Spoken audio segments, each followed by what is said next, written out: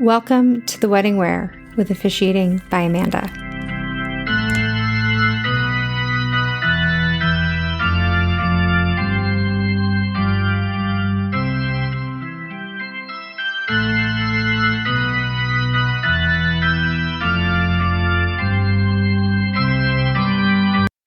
Welcome back. Oh my goodness, guys, it has been so long, and I am so sorry for kind of going MIA after our little vow mini series.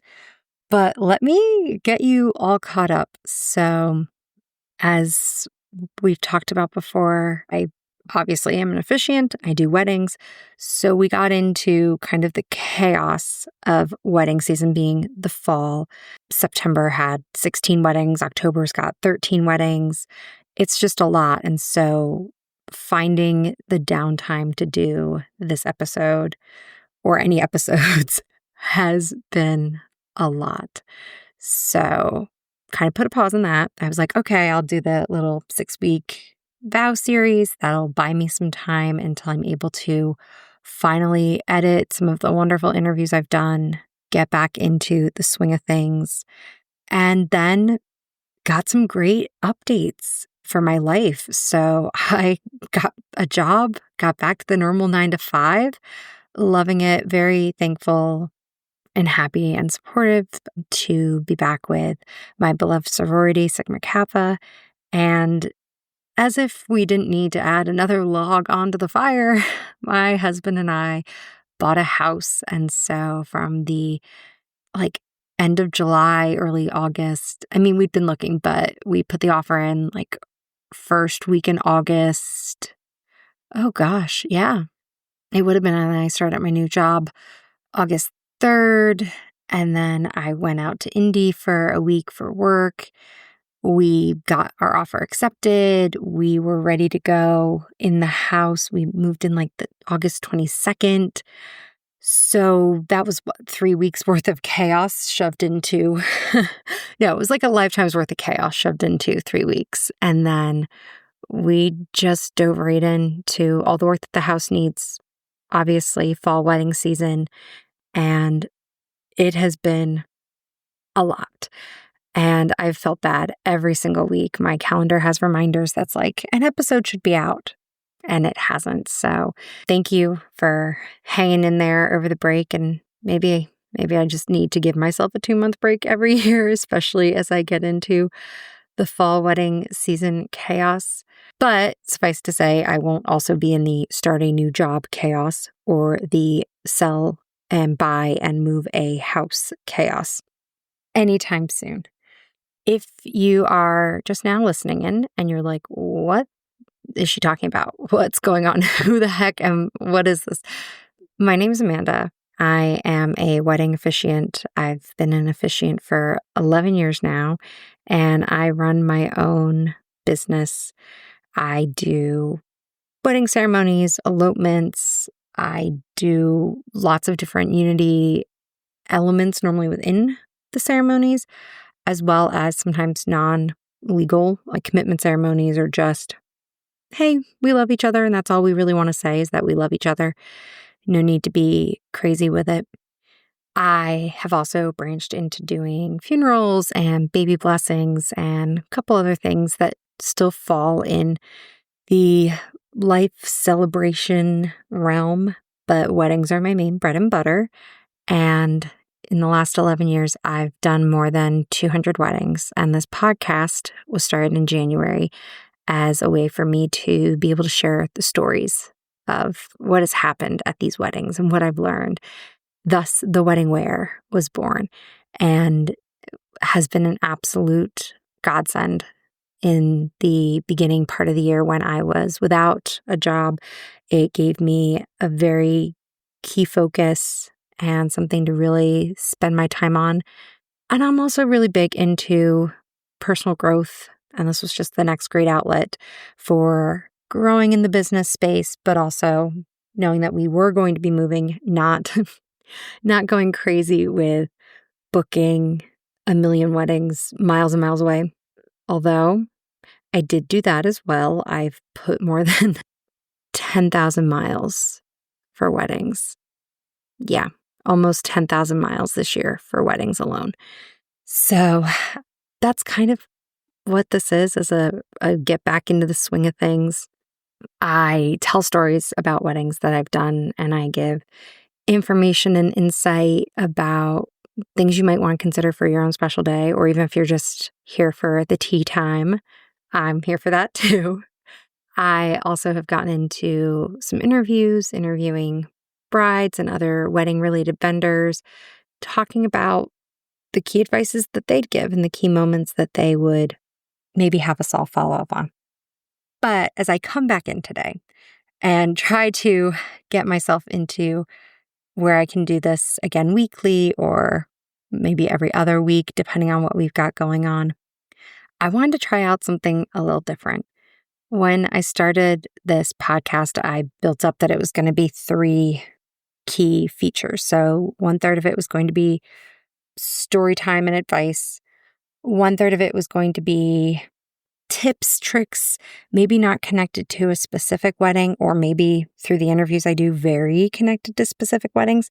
But that's kind of where we bring our vendors in, is the tips and tricks that they would also recommend, the take it or leave it kind of advice without a story truly connected to it. And the last third that I've wanted to get into is almost like Officiant reacts. But I don't have a face for YouTube. At least not that I'd be willing to admit. So you won't see me doing like an Officiant reacts to weddings and movies and TV shows visually. But through audio, hey, maybe we give that a little bit of a try. So that's what I wanted to do as a little special to bring us all back, is I'm reacting to Frank and Monica Gallagher's wedding on Shameless, or I should say vow renewal, because I don't think it was really legal. I don't know how many times they have or have not been married legally or otherwise. They're just a unique, absolutely unique couple. And I found it really liking it more than I thought I would, just because of how chaotic Frank and Monica are.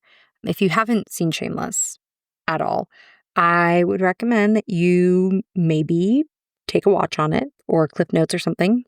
I will try not to be divulgent in this episode, but you really would get a lot out of it if you had the full context of what I was talking about. So take a pause pin here. Come on back to this episode. I'll see you next week. So Frank and Monica, on again, off again, messy, chaotic, and yet there is something to them that is deeply connected. No matter how many times Monica goes away, Frank can't seem to shake her, always looking for her, kind of that great love of his life. And I think if they weren't so incapacitated by drugs and alcohol, maybe theirs would be that great love story. You don't really have a lot of those in Shameless, though. Nope, not at all. And I was ready for the vows in this renewal aspect to be very, don't you know how I love you? Gosh, you're my best girl. And, Monica to just be, oh, and all these beautiful kids that you gave me. And I was really surprised by their raw, imperfect, but truthful and surprising vows. So I'm going to really dive into that. I will say, during the last 2 months-ish since this podcast, I've been watching some TV. I've been listening to more podcasts. So shout out, got to do it, to Digging Up the Duggars. I'm absolutely loving you guys. I'm digging on you guys, if you will. Maybe there will be a time where I watch one of the Duggar weddings and react to it, because that could be a whole industry in and of itself, given how many kids they have and weddings that were televised over the years. But suffice it to say, as I got back in, I did find comfort in TV shows, especially in the old familiars, and every single one I watch, I go, yeah, I could talk about that on the podcast. And so I really had a whole other list of ones I might start with, including like my Big Fat Greek Wedding or, oh, West Side Story of, were they really married, yes or no, but like still like those heartfelt moments and how you might think about bringing that realness and that rawness into your ceremony without feeling like we just let the entire world in on how wonderful we are and how beautiful our love is. And it really takes me by surprise that Shameless is the one that kind of came out on top. So let's set the stage. It's Frank and Monica Gallagher. If you do not know Shameless or it's been a while, I highly recommend a rewatch. That's a bit of what I was in the midst of as well. Frank is neglectful, conniving, alcoholic. He knows when to put the charm on, though. He knows exactly how to weasel and get just what he wants out of society, out of the system. And he's the dad of the larger family. And Monica is his, from time to time, wife. We'll say it that way. And she is equally unpredictable. They go off and tell many stories throughout the seasons of which child was conceived on which drug. Monica has bipolar disorder, and they are not an enviable relationship, not citing them in this as a couple you should try to be like.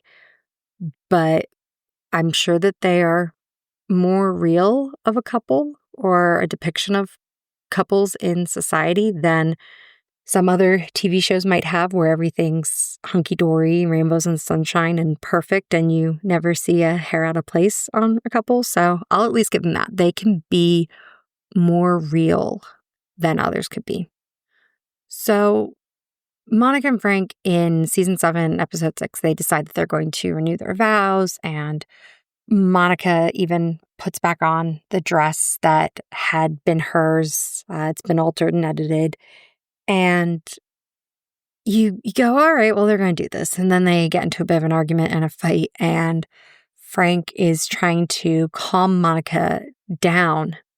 And through whatever snippet of his memory that resides from their first wedding, their wedding day, comes the vows that he says, which is, I vow to love who you are and who you become.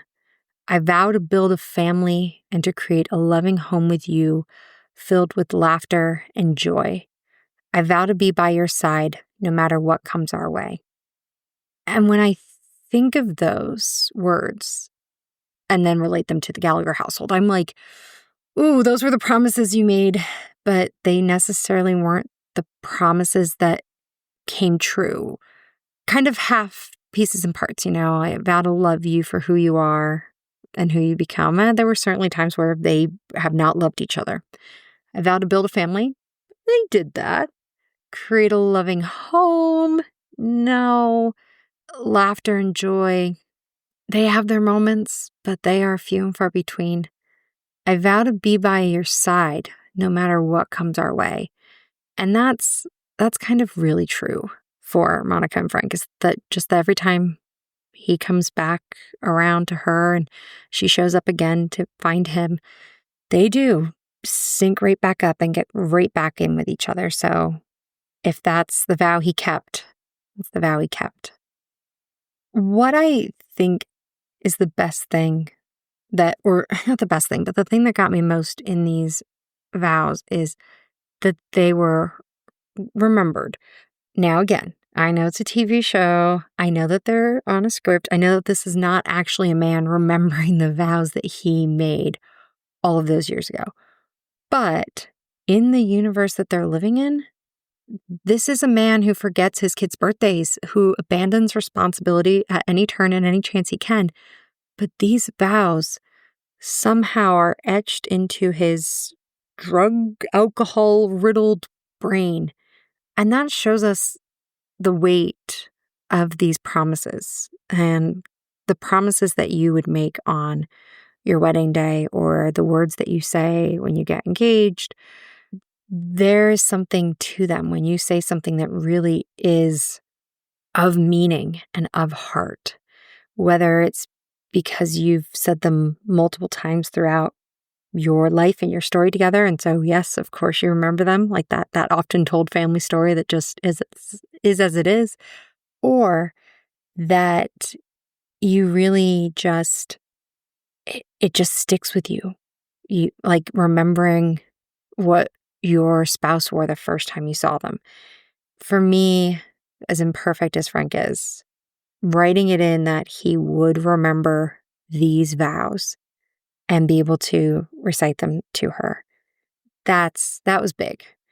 And in thinking of your own weddings or your own special occasions, what words live on with you in your memory? Is it as simple as the first time of I love you and you remember the tone, the cadence, everything behind it? Is it a parent or grandparent saying, I'm proud of you, and just that word proud sits a certain way? What of the memory of words carries the weight? The other thing I will say for this reaction to the vows is that while their love is not aspirational, it is not ever even what you'd want for a friendship. They know that. They know that they are not perfect. They also know that they're fictional, but I digress. This is their story and they own it. They don't shirk away from, oh, well, maybe we shouldn't tell that story, or maybe we shouldn't mention this because, others wouldn't understand. Nope. They put it all out there. They are Monica and Frank, take them or leave them. They are about this life and the imperfections that they've lived within them. And that's what gets me as an officiant, is that when you're telling your story, whether it's on your wedding day or to your kids or down the line to your family, it's your story. Same thing with vows. They're your vows. It's not about perfection. Your life isn't perfect. Your love isn't perfect. Your marriage won't be perfect. But you make the commitments anyway. You strive through it anyway. And that is something Frank and Monica do. They are all about making a commitment in light of the mess, in light of the chaos. In fact, their first wedding, I think they mentioned it was like maybe she was pregnant, drove down the road, borrowed a dress, borrowed being a maybe word, if I'm remembering correctly. They made their commitments as true as they could make them, as optimistic as they could make them, in the midst of all that they knew and all that they were accepting of each other. And remembering the commitments that you make and the vows that you make along with them, that's what really pulls you through to the end. Even if you stumble 100 times along the way, if you said, I vow to love you more and more each day, doesn't mean you've got to love them every second of the day. It just means that when you get to the end of the day, the sum of the parts equals out to being bigger than the whole. And in reacting to these vows and kind of what Frank and Monica were trying to bring together anyway, is some of the tie-ins. As I said before, Monica is wearing her original wedding dress, and spoiler, in an attempt of Fiona to get married, it is the same one Fiona was going to wear. And there's something really powerful in that for this family. No matter how rough and rugged that they are, there is a connection there. There is a desire to want to honor the past or be connected to our parents and our family members. And I absolutely love when couples work to do family tie-ins through their wedding ceremony, whether that is an outfit or first dance choices, or I've even had couples work with me in the script. And while the couple is not religious, they will say, hey, we know our grandparents had this Bible reading in their wedding ceremony. It would mean the world to us to have a snippet and to have them know that that's how we're honoring them forward. Oh, I love it. The beautiful tie-ins to family. And then you've got the Gallagher kids even. And though they sat there the whole time going, yeah, oh, Frank and Monica, they think they're going to get married again. They think they're going to figure this out. They might maybe have $5 to rub together to make this all happen. When all said and all is done, they put aside their frustration, their heartbreak, the justifiable anger and stress that they have. And they celebrate with their parents. They're able to look at the situation and go, it's them. It's who they've always been. It makes them happy, and this is their night. And it's them all partying together. Again, fair amount of drugs and alcohol. Not what I would recommend for a pseudo wedding reception, but that's some of the power of love, weddings, and celebrating love, is that even in chaos, people can pull together. People can reconnect and rejoice and have the time because you opened the door to make it. So, all in all, I was surprisingly heartwarmed by these vows and these moments that they kind of had going into this. I didn't really think that I would. Like, I thought, oh, I'm just binge watching Shameless in the background as I apply for jobs and try to get my life together. And then I heard those words and I just kind of stopped and was like, wow, that is certainly something to promise. And it's something even larger to remember about those promises. So for those of you out there in the wedding world, are you married? Do you remember your vows?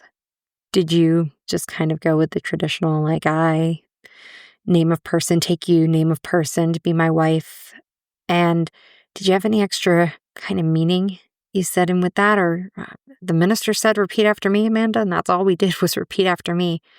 If you wrote your own vows, do you remember what you wrote, why you wrote it, what you said? What were the actual promises?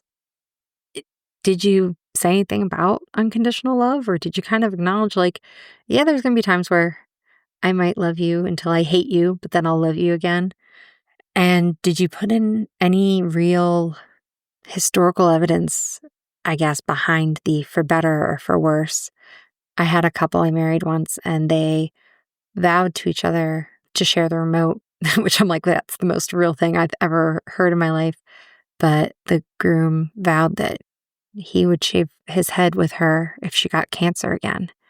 And those real moments, vowing real things, is the difference between we are maybe a little bit younger, or our love is a little bit younger, and we just met or just got together, and we don't have a lot of life that's necessarily been lived. It's almost like the start of Frank and Monica, promising to build a great family and a great life and love and laughter to each other, versus the realness of it, where with Frank and Monica, I don't think they would have had to have been together long to realize, all right, we might not be doing this totally right or totally the best way, but we could vow to love each other no matter what. And through it all, even if you steal drugs or sleep with my brother or something crazy that the two of them did throughout their time, I would certainly love to hear